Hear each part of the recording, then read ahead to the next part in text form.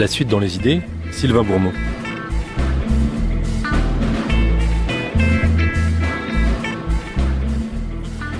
Que l'on songe à Achille Mbembe, Alain Mabankou, Ousmane Kane, Souleymane Bachir Diagne, Godefroy Bidema, pour ne citer que quelques noms, le recrutement par les universités américaines des plus grands chercheurs et intellectuels africains francophones a vraiment de quoi faire pâlir nos institutions de recherche françaises. À cette liste très incomplète, il faut bien sûr ajouter le nom de l'historien Mamadou Diouf, aujourd'hui directeur de l'Institut d'études africaines de Columbia University, où il est professeur. Après l'avoir été dans son pays natal, le Sénégal, et avoir soutenu sa thèse en France, il est aujourd'hui l'invité de La Suite dans les idées.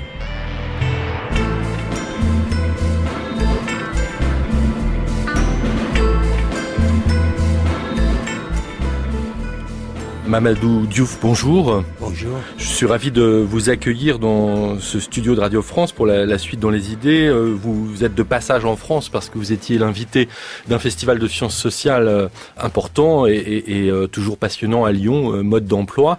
Donc je profite de votre visite ici pour vous avoir avec nous, pour parler, c'était l'idée des études africaines, du lien avec les sciences sociales. Vous êtes l'un des acteurs importants de ces études africaines aujourd'hui, de façon très concrète, dans l'un des lieux qui n'est pas n'importe lequel, puisqu'on sait qu'à Columbia fut professeur Edward Said, auquel ces études doivent un certain nombre de choses. On y reviendra. Mais je voudrais évidemment commencer avec vous par cette actualité très sombre, terrible, dans laquelle nous vivons ici à Paris depuis maintenant plus d'une semaine, mais qui aussi est celle globalisée du Moyen-Orient, du Proche-Orient, de l'Afrique, avec les événements à Bamako qui se poursuivent, s'intensifient parfois. Donc je voulais avoir votre sentiment sur cette situation dans laquelle nous nous trouvons et qui est une situation, j'insiste là-dessus, je ne sais pas si vous partagez cette analyse, qui a un caractère global au fond. Vous qui vivez désormais à New York, mais mettez toujours en relation ces trois points que sont l'Afrique de l'Ouest, les États-Unis et la France. Vous avez passé beaucoup de temps. Comment vous voyez les choses? En fait, ce qu'on constate aujourd'hui, c'est que notre monde est devenu un monde où l'ensemble des événements ont des échos. C'est-à-dire ce qui s'est passé à Paris, qui est d'une barbarie innommable, s'est passé dans un monde de jeunes, un monde cosmopolite. On voit que les victimes viennent de partout. Oui, c'est pas le folklore parisien dont on a pu parler ici ou là. C'est la même population qu'on aurait pu trouver à Londres, à Rio, absolument. Dans les grandes villes du monde entier, au fond. Ce qui démontre qu'aujourd'hui, ce défi, Paris a été attaqué parce que Paris est un symbole. Et c'est le symbole de ce moment, justement, qui est ce moment de la globalisation, qui est ce moment du métissage, qui est ce moment du cosmopolitanisme, et qui est, en fait, si vous voulez, contredit par ces recroquevillements religieux, ces intégrismes nationalistes et politiques. Et c'est ce défi que nous devons relever. Et c'est ce défi qui se lance contre notre humanité. Et c'est cette humanité que nous devons non seulement redécouvrir, mais cette humanité, nous devons la reconstruire. Et la reconstruire de manière plurielle, pour laisser des respirations à l'ensemble des cultures du monde, pour revenir à une conversation que Senghor, il y a très longtemps, en fait, a célébrée. Cette célébration qui est le dialogue des cultures, le dialogue des religions. Et ce dialogue des cultures et des religions, seul pourrait permettre effectivement de reconstruire notre humanité. Et ce défi est un défi que nous devons relever. Universalisme et pluralisme, au fond, la question, c'est d'articuler les deux. Je crois que le fait de travailler depuis maintenant aux États-Unis vous a fait prendre conscience de l'importance du pluralisme. Là-bas, il y a une tradition philosophique de pensée très très forte du pluralisme, des différences. Sans doute davantage que dans notre modèle républicain français traditionnel qui préfère souvent voir les choses telles qu'elles devraient être plutôt que les choses telles qu'elles sont. Absolument, et c'est le modèle que nous devrons exploser. Il est vrai que j'ai traversé des frontières géographiques, mais ces frontières géographiques sont aussi associées à des frontières qui sont des frontières mentales. Et aujourd'hui, ce sont ces traditions qu'il faut faire exploser. Et c'est vrai qu'il y a, si vous voulez, ce qu'on pourrait appeler des blocages, des fissures dans la manière dont le modèle républicain français, l'universalisme qui est l'universalisme à la française, résiste à la pluralité des universalismes. Il y a des universalismes pluriels. Il y a des modernités différentes qui sont des modernités. Et c'est précisément l'hybridation qui est aujourd'hui le mécanisme par lequel le vivre ensemble peut se réinventer. Mais face à la crise, face aux défis, on assiste au contraire à l'érection de nouvelles frontières. Il est extraordinaire qu'aujourd'hui, même si on peut le comprendre, la résistance à ce qui s'est passé en France, c'est le retour aux frontières. La résistance, c'est non pas dire que la mobilité est essentielle à la reconstruction de notre monde, mais cette mobilité est irréversible. Les gens vont bouger, les Africains vont bouger. L'ailleurs est devenu là où, en fait, il y a possibilité de se réinventer. C'est ce que je dis. L'Afrique s'invente partout dans le monde, pas seulement en Afrique. La France, c'est la même chose. Et aujourd'hui, accepter les différences culturelles, accepter le pluriel, c'est se donner les moyens de voir l'autre et de lui dire « nous sommes différents, mais nous pouvons vivre ensemble. Nous sommes différents, mais nous pouvons mettre des choses ensemble. » C'est pour ça, paradoxalement, pour quelqu'un qui a été contre Senghor politiquement, aujourd'hui, je redécouvre philosophiquement Senghor, en sortant, disons, du rapport politique que j'avais, mais ce dont il parlait, la civilisation de l'universel, qui est la mise ensemble de toutes les civilisations, de toutes les cultures. L'idée qui était fondamentale chez lui, que le devenir du monde, c'est le métissage. L'idée qui est une idée césarienne, de Césaire, qui disait que, justement, cette civilisation de l'universel, c'est le rendez-vous du donner et du recevoir. C'est-à-dire qu'il n'y a pas donc un modèle, il y a des modèles. Et ces modèles ne peuvent pas être des modèles figés, mais c'est des modèles qui sont constamment reconstruits, qui sont constamment reconfigurés. Et c'est ça seulement, qui fera de notre humanité une humanité dont le devenir repose sur l'échange. Et vous pensez que, en France, à cause d'une certaine tradition, à la fois historique, philosophique et politique, nous avons un problème particulier avec cette nouvel universalisme, ces universalismes, disiez-vous. En tous les cas, cette idée de partager cet objectif de mise en commun le plus large possible de toutes les cultures, parce qu'au fond, nous aurions un problème avec le fait de perdre le monopole de l'universalisme. Absolument. Et c'est ce modèle de cet universalisme qui pose des problèmes. Me retrouver aux États-Unis m'a permis de comprendre effectivement, parce que c'est déjà un monde ouvert. L'université américaine est très différente de l'université française. Il y a des départements comme l'un des départements où je suis, le Moyen-Orient, l'Asie et l'Afrique, mais 80% des enseignants de ce département ne sont pas américains. Les Américains sont. Mais le modèle américain aussi est un modèle, comme disait un historien américain, un des grands historiens américains, Michael Kamen.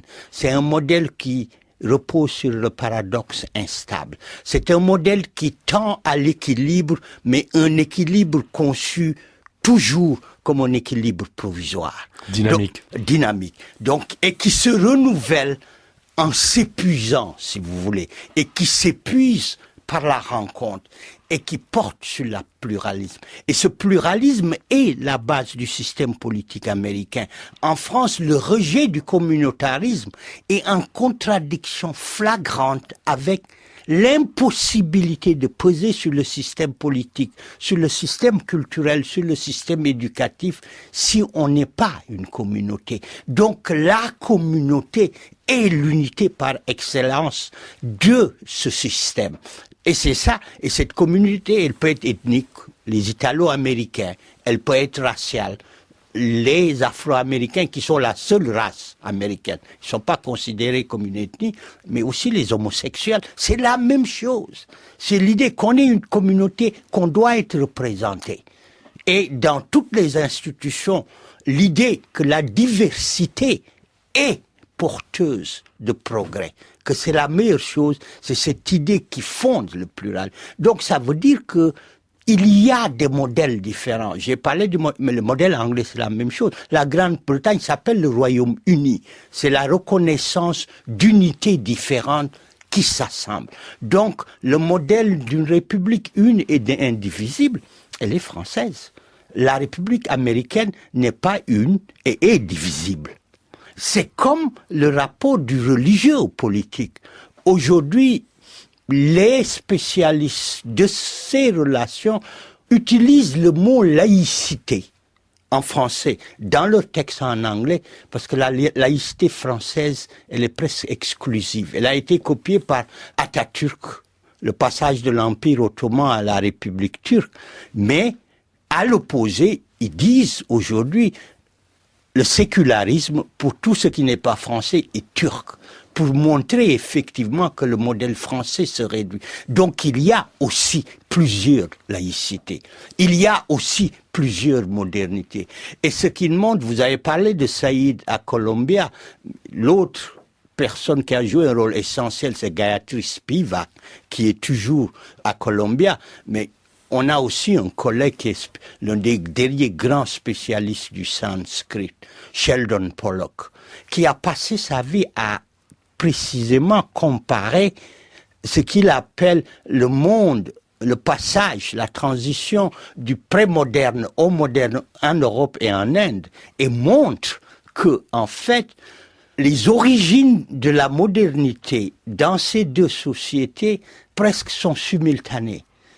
La querelle des anciens et des modernes en France arrive exactement au même moment en Inde.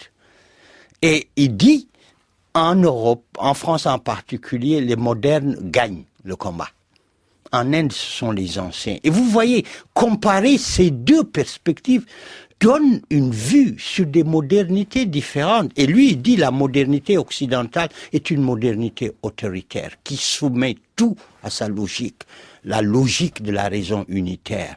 Il dit la modernité indienne est une modernité qui est une modernité finie et qui est une modernité qui accommode. Donc, dans un cas, c'est la transaction. C'est une modernité qui transige avec le pluriel. Dans la modernité de la raison unitaire, cette modernité ne peut pas transiger. Donc elle a un rapport qui est toujours, non pas un rapport d'accommodement, mais un rapport qui est un rapport de destruction. Donc cela aussi peut nous permettre effectivement d'envisager, comme disent aussi certains de mes collègues indiens, une réflexion qui nous permettrait, en regardant les différentes manifestations de la modernité, de penser, par exemple, une histoire générale de la modernité où l'Europe ne serait qu'un cas, qu'une trajectoire, mais permettrait effectivement de pouvoir en venir à ce que j'appelle la construction continue de notre humanité, qui est une construction qui repose sur l'échange. Mamadou Diouf, on a entendu ce que vous dites des différences entre la société française et la société américaine, de ces modèles et de ces réalités concrètes. Est-ce que vous voyez un lien entre le fait que nombre de ces intellectuels africains francophones que je citais en commençant cette émission, dont vous faites partie, ont choisi d'aller travailler dans ce contexte américain? Peut-être parce que ils s'y sentent plus à l'aise pour travailler, pour réfléchir. Peut-être qu'en France, les choses sont plus compliquées, que la société est moins ouverte aussi à l'égard de ce type de profil. Et cela a ou aurait, je ne sais pas ce que vous en pensez, des conséquences assez importantes pour la société française aujourd'hui et son rapport au passé en particulier. Vous avez utilisé un mot qui est un mot très important et qui est un mot qu'un de mes collègues que vous avez cité, Souleymane Bachir Diagne, utilise, la notion de société ouverte, qu'il emprunte à la fois à Bergson et au philosophe pakistanais Mohammed Iqbal. Et ce qu'il veut dire, c'est justement cette société qui est capable de s'adapter, cette société qui est capable effectivement de s'ouvrir et de créer des territoires pour des communautés qui ne sont pas, contrairement à ce qu'on pense dans la perspective française, des sociétés, si vous voulez, des territoires fermés, mais qui sont au contraire des territoires passerelles, qui permettent à des gens effectivement de constamment construire une unité, je le dis encore, sur la base de la reconnaissance de la différence, sur la base que vous mangez du porc, que j'en mange pas, que vous buvez du vin, que j'en bois pas, que vous portez pas une robe, que j'en porte. Mais aussi sur la base que je peux passer de l'un à l'autre. Parce que l'identité, dans ces cas-là, devient une identité plurielle. Je ne suis pas seulement sénégalais aux États-Unis, je suis noir. Et quelquefois même, certains de mes collègues disent que je suis un black French. Leur compréhension de qui je suis ne peut pas s'arrêter à mon origine africaine, ne peut pas s'arrêter à mon éducation française. Ce que l'Amérique offre, c'est effectivement, pour des gens privilégiés comme nous, il faut le dire, c'est un espace où on peut être soi et négocier avec les autres. Et les autres, ce ne sont pas des autres qui portent une identité qui serait une identité citoyenne. Ils sont américains, mais beaucoup de mes collègues ne le sont pas. Ils sont anglais, ils sont français, ils sont sénégalais, ils sont ougandais, etc., etc. Et c'est cette plasticité de la société, c'est cette capacité d'entrer et de sortir, de bouger dedans, de faire des alliances. C'est cette capacité de penser sans qu'on vous dise, comme le président Sarkozy l'a dit une fois, la France, on l'aime ou on la quitte. C'est l'idée que être américain, c'est toujours différent. On est américain différemment. Et quand on a des enfants aux États-Unis comme moi, on sait, mes enfants sont différents. Leur identité, la manière dont ils s'inscrivent dans cet espace, qui est un espace multicolore, est différent. Parce que ça repose sur une autre chose qui est importante. Ce que je suis, c'est le choix que je fais. Personne d'autre ne fait ce choix pour moi. Je peux être tout noir et me considérer comme identité, une identité indienne. Et pour vous donner un exemple, jusqu'en 91, tout le monde considérait que la minorité la plus importante aux États-Unis, ce sont les Noirs. Aujourd'hui, tout le monde dit les Latinos constituent la plus grosse minorité. Mais c'est très simple et c'est vrai. C'est parce que beaucoup de latinos noirs sont devenus latinos. Ils ne sont plus classés parmi les noirs. Aujourd'hui, la seconde génération d'Africains qui est née aux États-Unis, qui n'a pas rejoint ou qui ne rejoint pas la communauté africaine-américaine, a décidé d'être américaine-africaine. Ils ont inverti les deux notions. Et c'est ça, la France ne l'offre pas. Là, je veux dire, la notion identitaire, la qualification identitaire est tellement forte dans la distribution des rôles qu'il est très très difficile, et c'est vrai, je dis pas pour un Français, pour un Africain d'origine africaine, de se retrouver dans une société qui se pense à partir d'une définition des origines. Moi, j'ai été recruté dans une université américaine, c'est très simple. J'habitais au Sénégal, j'habitais nulle part ailleurs. Ils m'ont invité à venir enseigner pendant 2 ans. Au bout d'une année, ils m'ont proposé un travail. J'ai accepté, ils ont fait tout le travail pour me trouver. J'ai jamais fait une demande de visa, ils ont fait tout pour moi et pour ma famille. Je suis parti. Donc, il y a ces différences.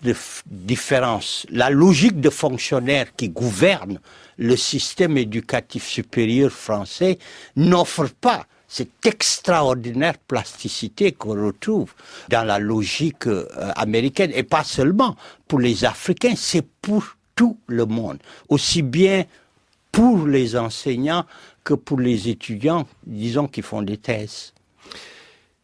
Mamadou Diouf, on a parlé des États-Unis, on a parlé de la France. J'aimerais qu'on parle aussi un peu de l'Afrique. Parce que ce modèle français, dont vous avez donné les grandes lignes et qui pose les problèmes que l'on sait aujourd'hui, il a été un peu différent s'agissant de la situation coloniale.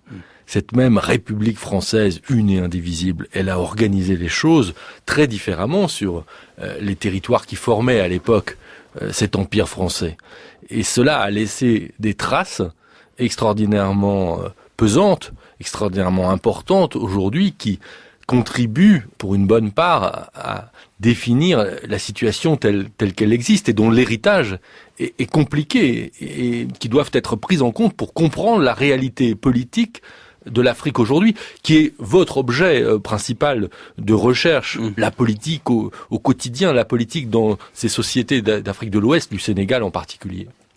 Absolument, vous avez absolument raison, que en fait, si vous voulez, l'identité politique et pas l'identité sociale des sociétés qui se sont profondément transformées au niveau de leur population. On ne se rend pas compte que la majorité des Africains aujourd'hui sont nés après l'indépendance, qui sont cet héritage colonial leur pèse. Ils vivent dans un environnement institutionnel, souvent dans un environnement culturel urbain qui est profondément défini et par la colonisation et par la globalisation. Et c'est cela qui fait des jeunes Africains des cosmopolites, et peut-être des jeunes plus cosmopolites en comparaison de tous les jeunes du monde. Il y a, disons, une chanson d'un groupe de rap, l'un des grands groupes de rap, l'un des premiers grands groupes de rap sénégalais qui s'appelle Positive Black Soul, qui s'appelle Paris-New York. Je pense que c'est Paris-Londres-New York. Et ils disent que Paris et New York sont des banlieues de Dakar. Et c'est pour ça que ces jeunes bougent. C'est pour ça que l'attraction de l'ailleurs est importante. Il y a aussi le fait, et vous avez raison, c'est très instructif de regarder les agissements de la France dans son empire et de comparer avec le fonctionnement en métropole. Par exemple, la grande idée que d'une laïcité absolue et intransigeante, c'est pas vrai dans les colonies, en particulier au Sénégal, où l'administration coloniale a, en fait, si vous voulez, soutenu les musulmans contre les chrétiens, contre l'Église. Et l'un des objets de recherche qui m'intéresse le plus, c'est cela, de montrer que l'État colonial sénégalais est un État islamo-wolof. Que sa matrice, c'est une matrice qui est dominée par les chefs religieux wolofs après la Première Guerre mondiale et la collaboration entre l'administration coloniale et ce système, vous avez raison, n'est pas aussi un système unitaire parce que c'est un système fracturé où ce sont des territoires qui sont reconnus sur la base des logiques indigènes qui permettent de les gouverner. Mais c'est aussi un espace qui n'a jamais été gouverné. Quand je dis gouverner, c'est être représenté. Ce sont des espaces administrés. Et en fait, les autoritarismes africains et la nature de la gouvernance africaine vient directement de cet héritage. L'idée que d'un autoritarisme qui est un autoritarisme presque absolu, l'idée d'une représentation qui ne donne pas voix aux jeunes et aux femmes. Et ce sont l'ensemble de ces crises qui continuent. L'idée que, en fait, le rapport à l'ancienne métropole est plus important et le soutien de l'ancienne métropole vis-à-vis de, disons, en comparaison des populations et d'une citoyenneté responsable. Mais on le voit aussi, on l'a vu au Mali, dans la transition démocratique. Cela continue au Sénégal, au Burkina. Il y a une jeunesse qui a accumulé ces 20-30 dernières années une culture politique de résistance contre l'autoritarisme, une culture politique de combat.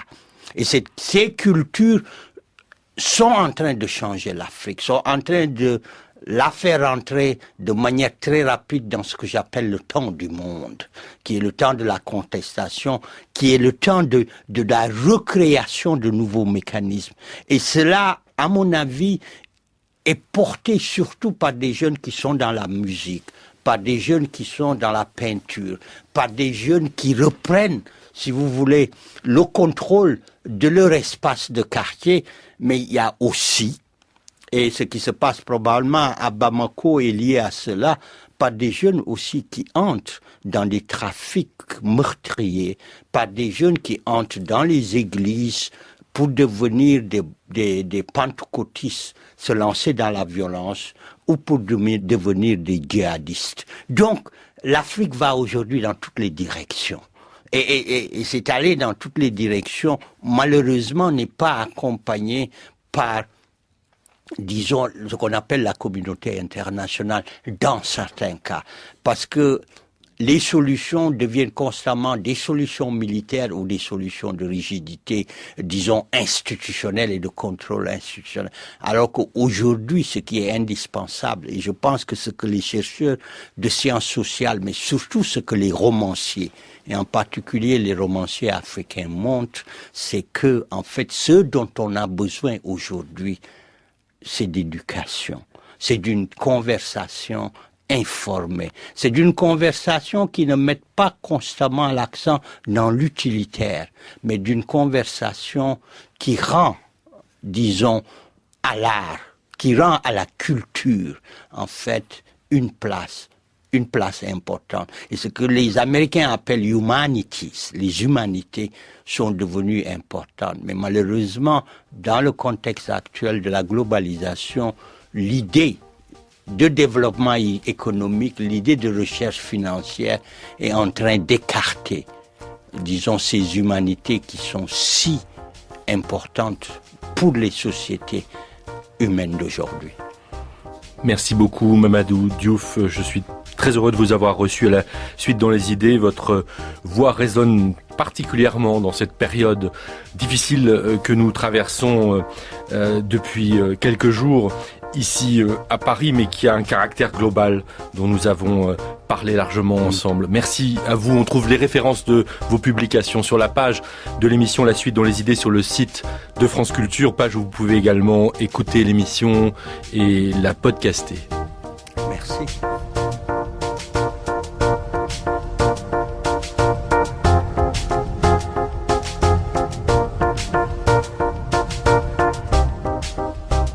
C'était La Suite dans les idées. Sylvain Bourmeau, attaché d'émission Cyril Baer, à la technique Olivier Dupré, à la réalisation Jean-Christophe Francis.